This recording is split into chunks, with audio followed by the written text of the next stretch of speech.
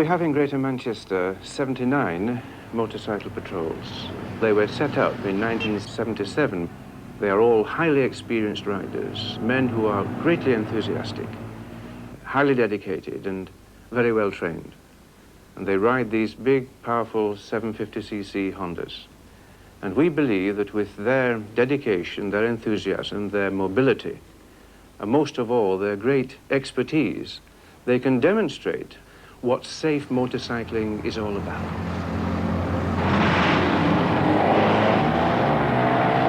They have a triple role, I suppose. First of all, to enable us better to ensure the free flow of traffic in this very industrialized and densely populated conurbation. They enabled us, secondly, to move more quickly to trouble spots because of their increased mobility. They can get through traffic jams and so on. And thirdly, they have a basic duty to improve relations between the police and the public at large, but also to ensure the public that the police are there and always will be there to help them.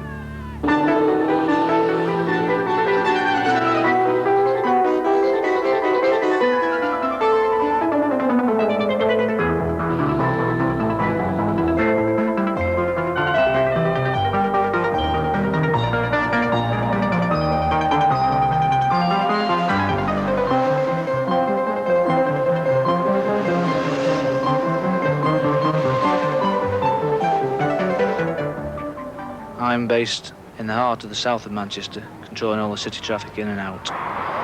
We cover the football matches at Manchester United and Manchester City, which involve crowds up to 60,000 people. Accidents, ambulance escorts, escorting of abnormal loads, prosecution of traffic offenders, advising people correct manners in which to drive. It's a very varied job. Anything could happen at any minute. It's very enjoyable.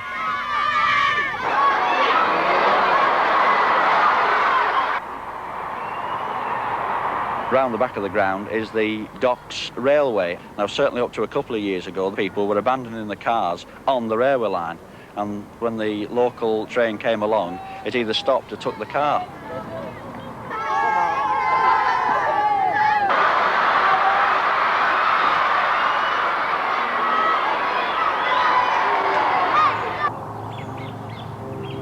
The area that we work, we're lucky in as much as we've got the build-up of town traffic on one side of the area, and then we stretch out and we have the moorland roads out towards the Pennines. And I particularly enjoy, on warm summer days, being able to go out onto the de-restricted stretches of road and ride reasonably fast around them, but most of all, to get it right, to ride correctly around them. It's very, very satisfying to know that you've had a good ride out, you've been 15, 20 miles out, and you've negotiated the bends with safety. Parking is probably the biggest problem on the main roads out of the city. Everybody wants to get home, everybody's in a bit of a rush. They've all got the little teas on at home and the meals waiting and the wives and everything. Have you seen the congestion you're causing? Well, it doesn't really matter what other people do.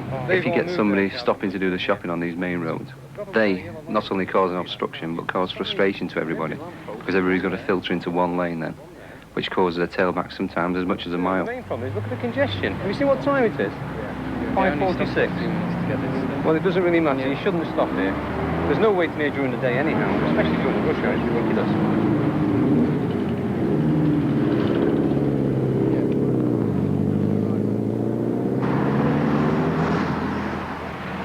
People are inconsiderate. They're only concerned with themselves. And the things that they do show this up, where people will hog a lane, ride too close to the vehicle in front, and the net result with that one is that one hits the other in whatever combination you want.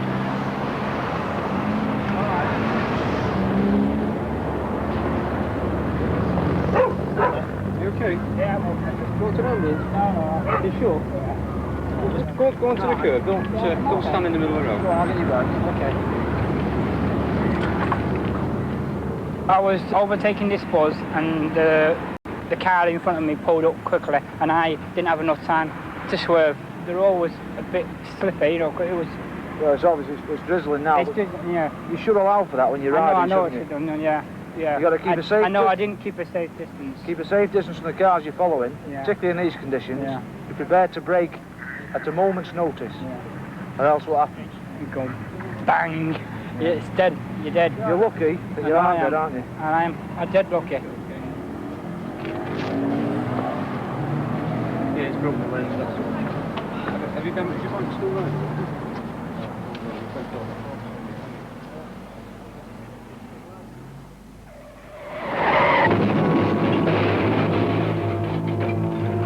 At the scene of accidents, you're too busy at the time to think about whether it's a young or an old person. It's afterwards that you think about it, especially if it does eventually turn to be fatal. I think if you see a biker that's been involved, you feel it a little bit more with being on bikes, but you think, what's he done wrong? Why has he done it? And we have better idea than car drivers usually. Young bikers, when they get involved in accidents, we realise straight away where they've gone wrong, but they have no inclination of why they've gone wrong or how they could avoid it. And a lot of it is because they've never been trained. They just jump on a bike and away they go. All they think about at the times is sheer speed. Too fast into a situation, they've not got the knowledge to control it, and they suffer the consequences.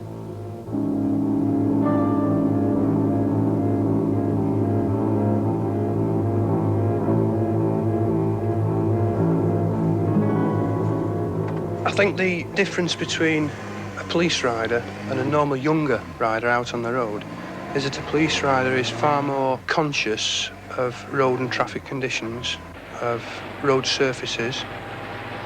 I think he concentrates more than the normal rider does, and he's far more aware of road observations. When he's seen situations develop, he's in a better position to react to them than an untrained rider.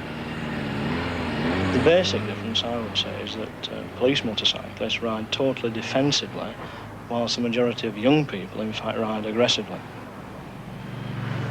Quite frequently, I'll be driving along on patrol, and in front of me I'll see a learner rider on a small bike.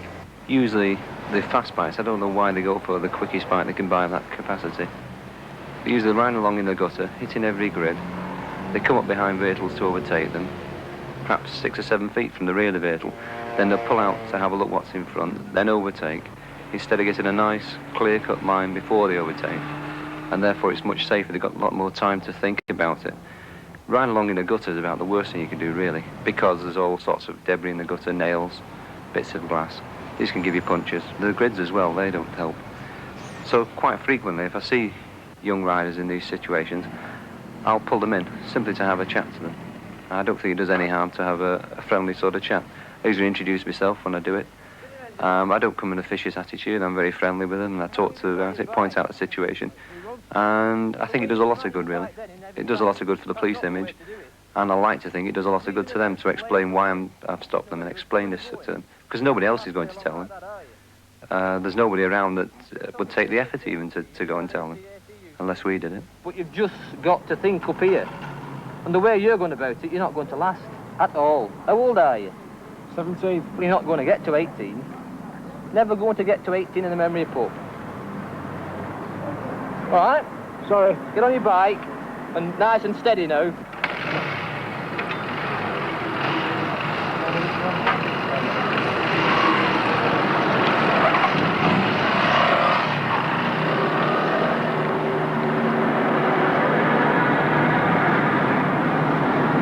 Well, the image of most policemen, certainly the traffic motorcyclists, the average motorist sees is the bobby stopping them to boot them for offences, and of course this isn't the right image. If people deserve to be reported and prosecuted, then they will be, but the vast majority of people are stopped and advised, and hopefully this is the image that we can get over of we're there to help them.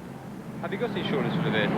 Yeah, there is insurance. I'm just waiting on the company. And the MOT's in order, is it? Yeah. Just I haven't think got one this with problem arises mainly through lack of communication, which I think it's only fair to say could be levied at some policemen. They tend to talk down to the motorcyclist instead of trying to communicate with him. This is borne out when we go and do our ACACU lectures and the step lectures in general, that initially there's this ice, this impasse between the audience and yourself. I don't prefer to call them lectures, I just go for a chat. having gone through this course, you mustn't think that you're a Barry Sheen or a Mick Grant or any of the other top riders, because you're not. How many have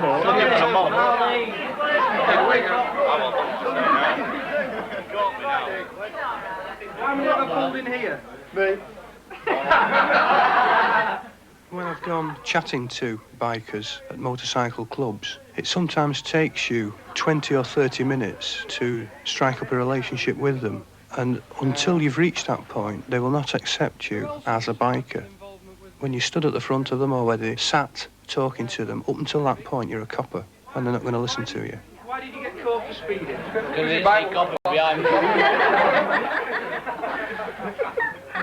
Have you been using your mirrors since? Nearly. Well, I was first time, I didn't use it second time. 3 litre Capri caught up with me. Once you get a hold of them, it's amazing how many times at the end of the lecture that people come up and say, hey, I didn't know that policemen were like this, you know, when are you coming again? And they're really for you, but a lot of this is due to a generation gap, whether you're speaking to a motorist out on the road, or in schools, or at lectures. I find it very easy to communicate with the older generation, but when you get the younger element, they seem to see the police as probably an adversary, particularly when you're on a bike. Well, it's all right. It stops the noise, doesn't it? It's a good one, that, I must admit, isn't it? Can you remember what your last two were for? Are you still banned? Well, you never know. And I don't know how I can describe this without getting in trouble, but we're on this country road, yeah? Somewhere in Yorkshire. We're going quite quickly, because that's what you do on courses. And we found I can only describe it as a steaming deposit. Do I make my point? Yeah. Well, having hit this at some speed and going sideways, I've got to say that probably that was the most frightening experience I've had. And we met the cows around the corner as well, so I had to brake again.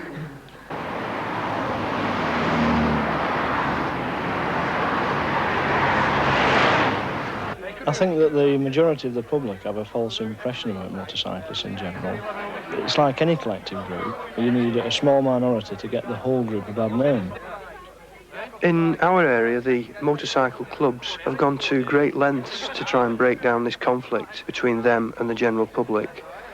They've engaged themselves in running charity runs, and my local club, over the past 2 years, has run a soft toy run and an Easter egg run for local children's homes, which have both been very, very successful. What do you think of the Manchester Police generally, the motorcycle?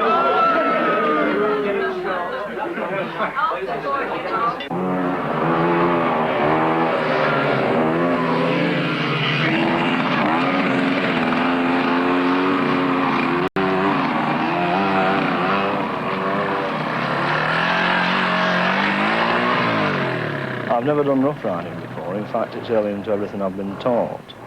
And I was dead set against it, to be honest. Anyway, I went along with trepidation, and they gave me this bike, which I'd never been on before, other than road bikes.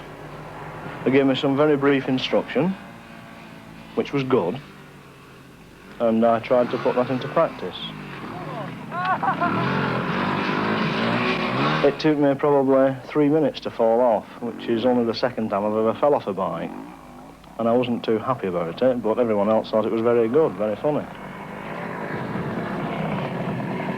Anyway, I must admit, after about a quarter of an hour and 10 falls, in fact, I was off the bike more than I was on. I suppose I was the fall guy of the squad. But I realised I was beginning to enjoy it, except for the bruises.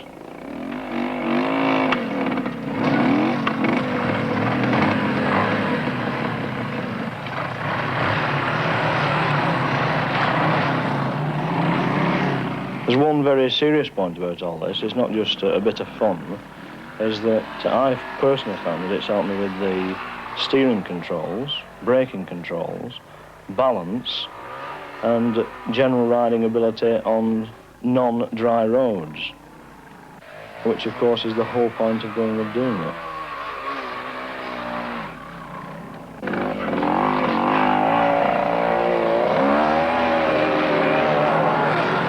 Lima 73 from CK. Lima 73, go ahead. Lima 73, could you attend at the Kersley Spur, junction the M62? Escort ambulance through to Bolton Royal Infirmary. Received? Roger, you will come. Roger, Lima 73.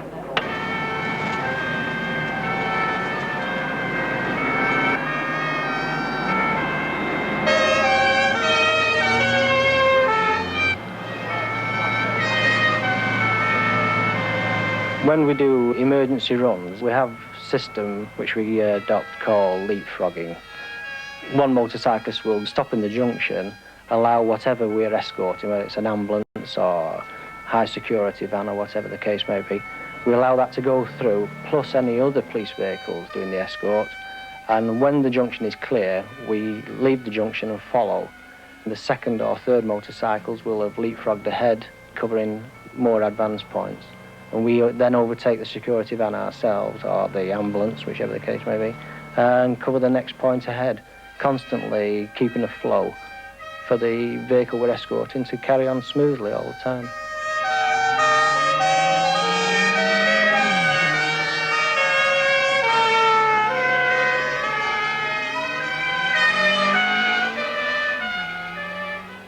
The thing I enjoy most about police motorcycling is the freedom and responsibility it gives you. But you know, what a lot of people forget is that we're only human. And there's nothing gives one more satisfaction than the exhilaration of going on an emergency run. Because if you go on a run and you're travelling at upwards to about 115 miles an hour, and you go on that, you know, the old adrenaline gets going and you really enjoy it. And when you've got there, whatever it is, an emergency ambulance or going to a fight, to actually get there and get there safely, having taken rather more risk than you would do in your normal work day, gives one a tremendous feeling of satisfaction.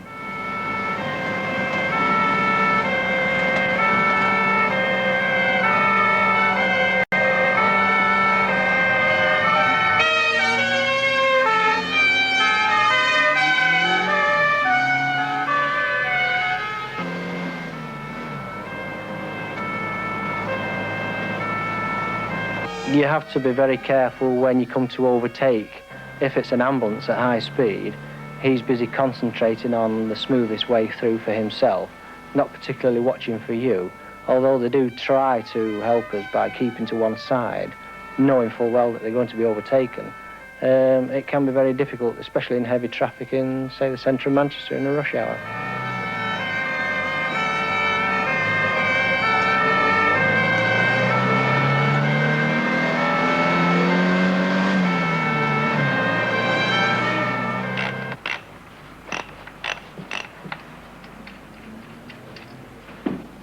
The regular servicing and the daily check of the bike is very important because the rider itself is not insured.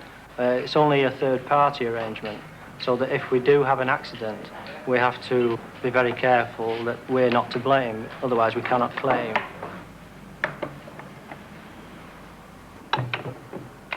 The bikes we've got now have done, I think the least miles are 24,000 miles, and of those, each one, I should think, has had an engine rebuild, the camshaft, valve guides and cam chain.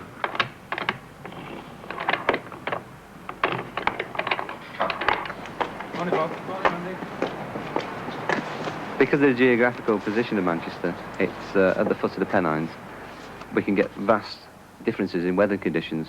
I could start my duty in the south of Manchester. It can be a nice, warm, summer's type day. In the north of Manchester, or especially on the motorways, because we cover the highest motorway in Europe, it can be literally blizzard conditions. And because of this, we have to carry a certain amount of different weather equipment with us. Apart from our general issue stuff, which is leather boots, Belstaff gear, we also carry waterproof leggings, derry boots. And it's not unusual to start the morning with a tunic on and to end the day absolutely soaked wet through with 2 pair of gloves on, 3 pair of socks, a pair of leggings, quilted undercoats and everything else.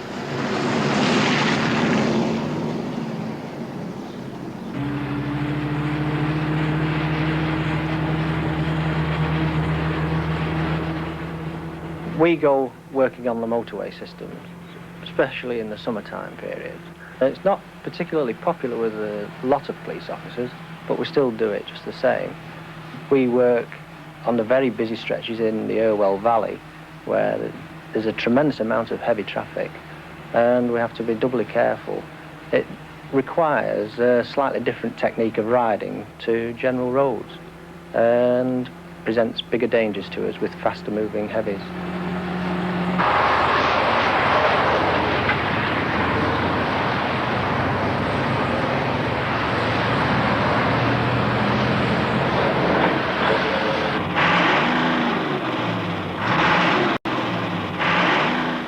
I think it's very important that the motorists, the ones that are not anti-motorcyclists, should be made more conscious, and I think the government in fact had some advertisements running a short while ago that in fact tried to make this point. The most used answer at an accident is, "Officer, I'm sorry, I simply didn't see him." When I'm out on motorcycle patrol work during the day, you can more or less guarantee that somebody somewhere is going to pull out in front of you. Now, my motorcycle is decked out with a white fairing, orange tape, I've got a white helmet on and I've got an orange jacket. We've even got the daylight riding lights. And if motorists still pull out whilst I'm travelling along, what chance has the younger motorcyclist just picked up his bike? He isn't wearing any conspicuity equipment. Black helmet because it's fashionable. He doesn't stand any chance at all.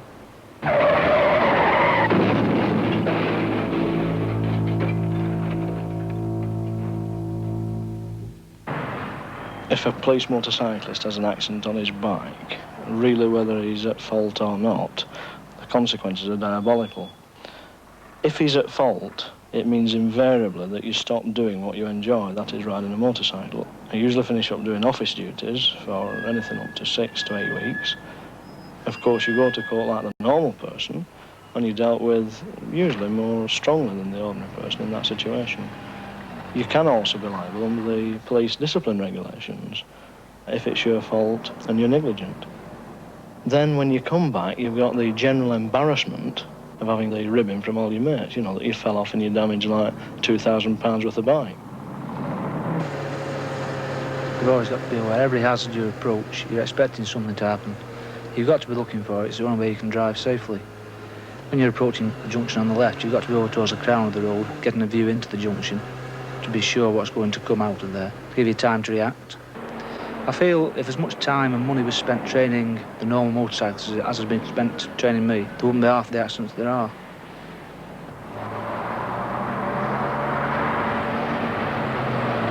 At all times you are travelling at a speed in which you're in 100% control of the motorcycle. And no matter what hazard you come to, be it a bend, crossroads, brow hill, anything, you're in complete control of that motorcycle. And you know your limitations and the bike limitations, and you can ride well within those limitations.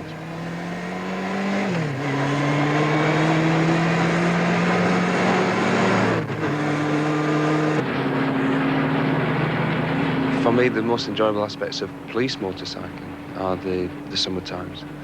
Your body's warm, the bike's nice and warm, the road surface is good, and you've got the wind rushing in your face, and you can disappear over onto the moorland areas, find a nice quiet stretch of road and let your inhibitions go, just for 10 minutes, quarter of an hour, and then return back to the traffic situations. Private motorcycling, I like the ride out on a Sunday, and I like going to the bike racing. I really thoroughly enjoy that, and I'm looking forward to going down to the Isle of Man in June. I just love all aspects of motorcycling, but especially when the weather's good.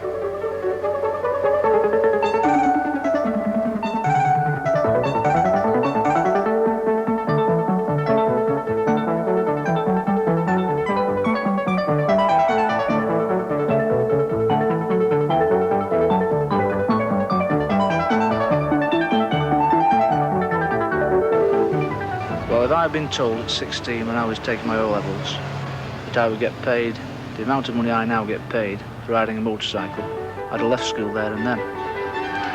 I'm doing a job that I thoroughly enjoy doing, and hopefully I can keep doing it for a great number of years yet. If I can pass on my experience that I've gained, my enjoyment that I've had from riding motorcyclists, to other riders out on the road, that'll do me as a job.